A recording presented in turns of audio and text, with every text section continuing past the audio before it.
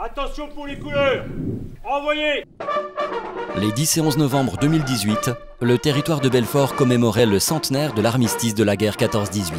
Cette journée, c'est la journée des soldats, on est obligé d'être là pour les remercier. Ça fait 100 ans déjà que la guerre est terminée. Les poilus, on les remercie. Ça représente la tristesse, ça représente les choses qu'il ne faudra plus refaire.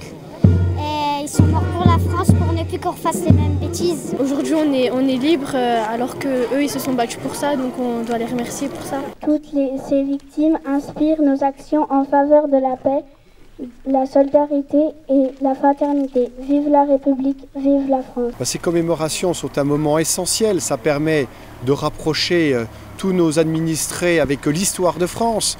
C'est notre ADN. Il faut savoir que dans notre département, 3300 poilus ont été tués au front. Le premier mort de la guerre 14-18 est tombé à Joncheray, dans notre département. Il s'agissait du caporal Peugeot. Mais nous avons eu aussi, à travers le caporal Cellier, le jeune Beaucourtois, nous avons sonné le cessez-le-feu à ce premier conflit mondial. Et donc il est important, 100 ans plus tard, de fêter non seulement la fin du conflit, de fêter l'armistice, la paix, mais aussi de rendre hommage à nos 3300 hommes du territoire de Belfort qui ont péri au front. Et c'est important pour les années futures et important également pour nos soldats qui sont actuellement en opération au Mali et particulièrement pour l'adjudant et les deux sergents qui sont décédés au Mali cette année en 2018.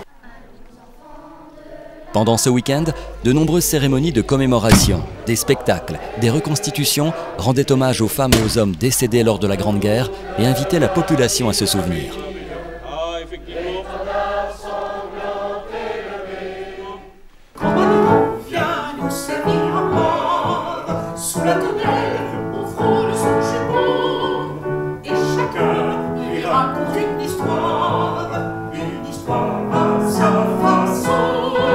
Pour cette année 2018, le conseil départemental a donné un coup de pouce supplémentaire aux communes pour la rénovation de leurs monuments aux morts.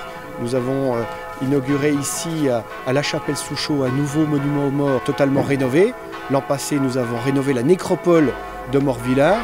Eh bien, le conseil départemental, en prolongement de cela, soutient des voyages scolaires sur des lieux mémoriels à Douaumont notamment, pour permettre aux jeunes de mieux appréhender ce qui s'est passé sur les lignes de front il y a précisément 100 ans. Et quand on est jeune et qu'on vit cela sur le terrain, le ressenti est tel que l'on s'en rappellera à vie.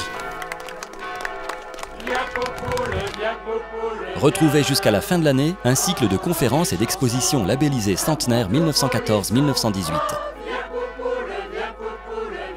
Plus d'infos sur www.territoiredebelfort.fr.